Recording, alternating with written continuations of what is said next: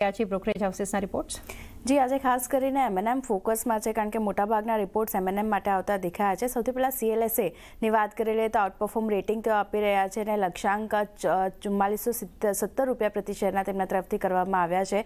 તેઓ કહી રહ્યા છે કે SUV ટ્રેક્ટર અને જે લાઇટ કમર્શિયલ વ્હીકલ છે એમાં આ સેગમેન્ટમાં બજાર નેતૃત્વ જે છે તે જાળવી રાખવાના વિશ્વાસ કંપનીને બનતો દેખાઈ રહ્યો છે. નવા લોન્ચીસના કારણે માર્કેટ શેર અહીંયાથી વધતો જોવા મળી શકે છે અને નાણાકીય વર્ષ 2026થી 30 સુધી ઓર્ગેનિક આવક લગભગ 15 થી 40% રહેવાની અપેક્ષા પણ બનતી દેખાઈ રહી છે.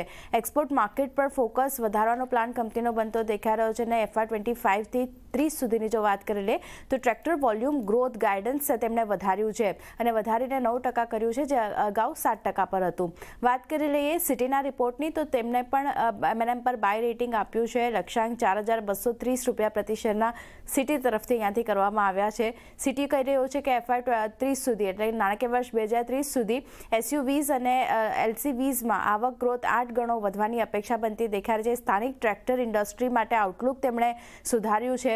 27 નવેમ્બરે જે લોન્ચ નવા થવાના છે તે કંપની માટે ઘણા પોઝિટિવ અહીંયા બનતા જોવા મળી શકે છે અને વૈશ્વિક વિસ્તરણ ટેક ઇન્વેસ્ટમેન્ટ અને ફાર્મ મશીનરી આ જે છે તે ગ્રોથની પ્રાથમિકતા અહીંયાથી બનતી દેખાઈ રહી છે. એટલે અહીંયા પણ એક પોઝિટિવ રિપોર્ટ સિટી તરફથી આવતો દેખાઈ રહ્યો છે.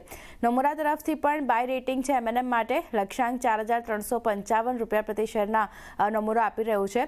તેઓ માની રહ્યા છે કે FY26 થી FY30 સુધી ઓર્ગેનિક ગ્રોથ 15 થી 40% રહેવાની આશા બનતી દેખાઈ રહી છે. નાણાકીય વર્ષ 2020 થી 2030 સુધીની વચ્ચે જો વાત કરી લે તો ઓટો બિઝનેસની આવક ઓલમોસ્ટ 8 ગણા આપણને વધતી દેખાઈ રહી છે. એટલે ત્યાં પણ એક પોઝિટિવિટી છે. મોર્ગન સ્ટેન્લેના રિપોર્ટની વાત કરી લે તો તેઓ ઓવરવેટ રેટિંગ આપી રહ્યા છે 4407 રૂપિયા પ્રતિ શેરના લક્ષ્ય સાથે. SUVs અને LCVsમાં 8 ગણા ગ્રોથની આશા તેમને બનતી દેખાઈ રહી છે. તેઓ પણ માની રહ્યા છે કે નાણાકીય વર્ષ 2020 થી 2030 સુધીની જો વાત કરી લે તો ફાર્મ બિઝનેસ ઓલમોસ્ટ 3 ગણો આપણને થતો જોવા મળી શકે છે અને GSTમાં કાપ જે થયો છે એને કારણે ખાસ કરીને લાઇટ કમર્શિયલ વ્હીકલને ઘણો ફાયદો થયો છે. એટલે એક પોઝિટિવિટી ઓવરઓલ આજે એમએનએમ આપણને બતાવી શકે છે.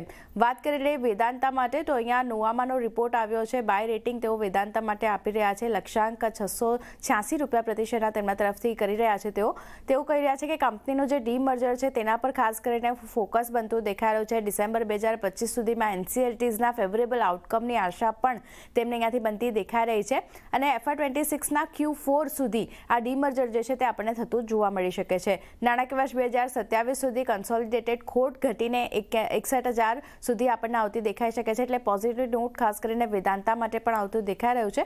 તો વેદાંતા માટે પણ એક ધ્યાન રાખવાનું રહેશે પણ ખાસ કરીને એમએનએમ આજે ફોકસમાં રાખવાનું રહેશે. ચાંદની જી આ બધા સ્ટોક્સ